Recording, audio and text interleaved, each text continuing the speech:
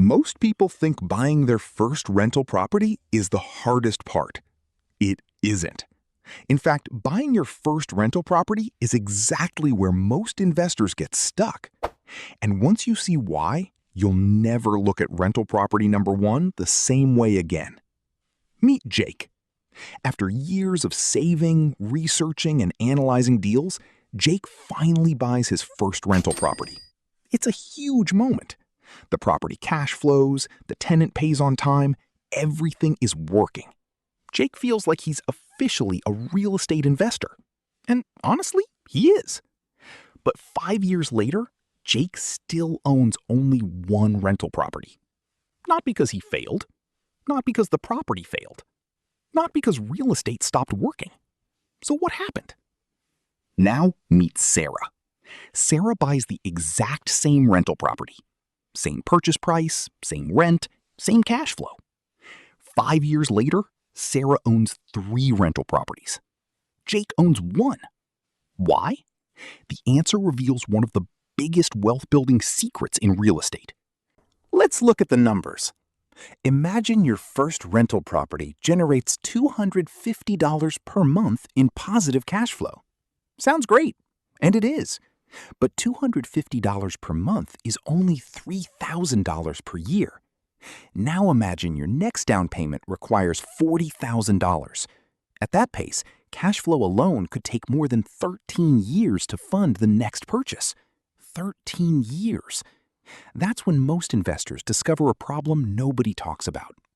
Buying rental property number 1 doesn't automatically create momentum. In many cases, it creates something else. The waiting zone.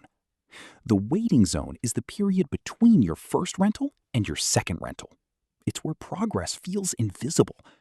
You own real estate. You're building equity. Your tenant is paying rent. Everything is technically working, yet your portfolio barely changes. And this is exactly where many investors get trapped. Because owning one successful rental feels like building a portfolio, but those aren't the same thing. Jake is experiencing the waiting zone.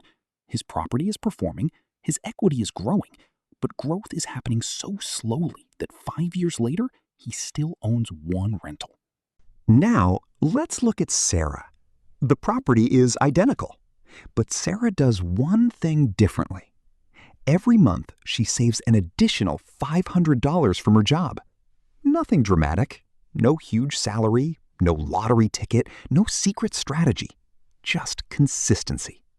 That extra $500 combines with the rental's cash flow, and suddenly the timeline changes. Instead of waiting 13 years, Sarah reaches the next down payment in roughly 5 years. She buys rental property number 2. And that's where something interesting happens. Most investors think the snowball starts with rental property number 1. It doesn't. The snowball starts with rental property number 2. Now there are 2 properties generating cash flow, 2 properties benefiting from appreciation, 2 tenants helping pay down loans, 2 assets working together.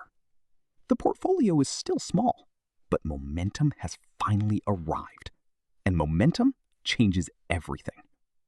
A few years later, those 2 rentals help create a 3rd, then a 4th, then a 5th. Not because real estate suddenly became easier, but because Sarah escaped the waiting zone. This is why large portfolios often look effortless from the outside. People see investors with 10 rentals, 20 rentals, maybe even 50 rentals, and assume the journey was fast. What they don't see are the years spent between rental number 1 and rental number 2. The years when progress felt invisible. The years when quitting would have been easy. The years when the portfolio didn't look impressive at all. Now here's a question. If you bought a rental property tomorrow and 5 years later you still owned only 1 rental, would you consider that a success?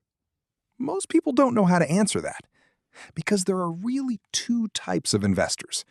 People who own a rental property and people who are building a portfolio.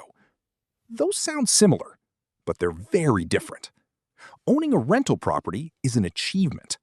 Building a portfolio is a system. And systems require momentum. That's why the second rental property matters so much. The first rental proves you can buy real estate. The second rental proves you can repeat the process. And repetition is where wealth is created. Most investors think rental property number one is the finish line. It isn't. It's the entrance. The entrance to the waiting zone. And the investors who build meaningful portfolios aren't necessarily smarter. They simply find a way through it. If you're trying to build a portfolio instead of just owning a rental property, subscribe, because that's exactly what this channel is about. And remember, the first rental property changes your identity. The second rental property changes your future.